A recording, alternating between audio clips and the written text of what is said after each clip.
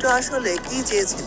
Obito রিনের মৃত্যুতে এত বেশি কষ্ট পেয়েছিল যে সে তার মাগেকু শারিঙ্গান অ্যাওয়েকেন করে ফেলেছিল, এটা সত্যি। কিন্তু শুধুমাত্র এটার জন্যই সে ইভিল পাথ বেছে নেয়নি, অথবা কাকাশিকে ভুল বুঝে যে সেই রিনকে মেরে ফেলেছে এটার জন্যও নয়। ওবিটো কিন্তু খুব ভালোভাবে জানতো কাকাশি রিনকে ইচ্ছা করে মারেনি। রিনি নিজের ইচ্ছায় তার থিওরির সামনে চলে এসেছিল যাতে অন্য ভিলেজ তাকে কোনহার বিরুদ্ধে ইউজ করতে না পারে। ওবিটো কাকাশির উপর রাগ অবশ্যই ছিল, তবে সেটার কারণ হলো রিনকে সে রক্ষা করতে পারেনি। যে কোনো সিচুয়েশনে সে রিনকে রক্ষা করবে, কিন্তু রিন এতটাই অসহায় হয়ে গিয়েছিল যে তাকে সুইসাইডের পথ বেছে নিতে হয়। কাকাশি থাকতে কেন এটা হলো?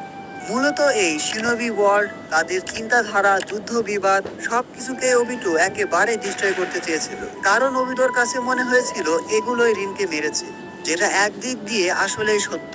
আর এটারই সুযোগ নেয় আমাদের ghost of the Uchiha Madara. মাদারার ওবিটোর এই দুর্বলতার সুযোগ নিয়েই তাকে ম্যানিপুলেট করে, ট্রেনিং দেয় এবং ইনফিনিট সুকুমি প্ল্যান শেয়ার করে। এমনকি ফোর্থ গ্রেড নিনজা ওয়ারের একদম শেষের দিকে আমরা জানতে পারি এগুলো সবই তার প্ল্যান ছিল। মাদারাই ওবিটোকে বুঝায় যে নর্মাল ওয়ার্ল্ডে থাকার চেয়ে ইনফিনিট সুকুমি ওয়ার্ল্ডই ভালো। এইভাবেই সে সারা জীবনের জন্য রিনের সাথে থাকতে পারবে। আর রিনের মৃত্যুতে ওবিটো এত বেশি ইমোশনাল হয়ে গিয়েছিল যে সে খুব সহজে ম্যানিপুলেটেড হয়ে যায়। সত্যি বলতে একদম ছোটবেলা থেকেই ওবিটো কাকাশির মতো অতটা চালাক বা স্মার্ট ছিল না যে মাদারার মতো মাস্টার মাইন্ডের প্ল্যান ধরে ফেলবে। ব্যাস, এরপরে ওবিটো মাদারার হাতের পুতুল হয়ে যায় এবং ইনফিনিট সুকুমি প্ল্যান নিয়ে কাজ করতে শুরু করে, তাও আবার মাদারারই পরিচয় নিয়ে। Now go on, until the time when I will be revived. You shall be. Who are you? What? I don't believe it! It's just as I expected.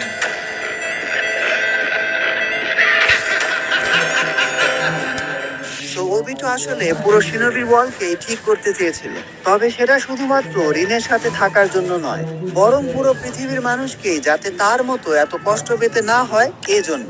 তবে তার মেথডটা ভুল ছিল। Obito was not a villain, he was just a broken hero. যাই হোক, পরবর্তীতে Obito ঠিক কি কি করেছিল তা তোমরা সবাই জানো। এগুলো ডিসকাস করে ভিডিওটা আর বড় করতে চাই না। নারুতোর লাইফ এতটা পেইনফুল হওয়ার জন্য কিন্তু ওবিটোই দায়ী। কিন্তু পরবর্তীতে ওবিটো নিজের ভুল বোঝার পর সেই নারুতোকে বাঁচানোর জন্য নিজের লাইফ স্যাক্রিফাইস করে দিয়েছে। ওবিটোর এই পুরো লাইফ থেকে আমরা রিয়েল লাইফে অনেক কিছু শিখতে পারি। It's never too late to choose the right path. তোমার সাথে লাইফে অনেক অন্যায় হতেই পারে, আর সেটার প্রভাবে তুমিও খারাপ দিকে যেতেই পারো, কিন্তু তার মানে এই নয় যে তোমাকে সেই খারাপ পথেই থাকতে হবে। যখনই তুমি বুঝতে পারবে তুমি আসলে খারাপ দিকেই ছিলে, তখন তোমার প্রথম কাজ হলো ভালো দিকে ফিরে আসা। Just like our broken hero Obito Uchiha. দেখো, ফোর্থ গ্রেড নিনজার সময় মাদারা যখন ওবিটোকে বিট্রে করে, তখন ওবিটোর কাছে সবকিছু একদম কাচের মতো পরিষ্কার হয়ে যায়।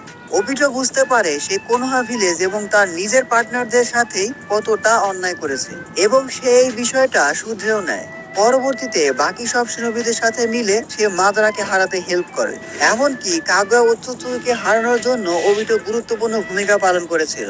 ওবিটো যদি কাকাশিকে তার ডাবল মাঙ্কিউ শারিঙ্গানের পাওয়ার না দিত, কাকাশি কখনোই সুসানো ইউজ করতে পারতো না। আর কাকাশি সুসানো ক্রিয়েট করতে না পারলে পুরো টিম 7 মিলেও কাগুয়াকে হারাতে পারতো না।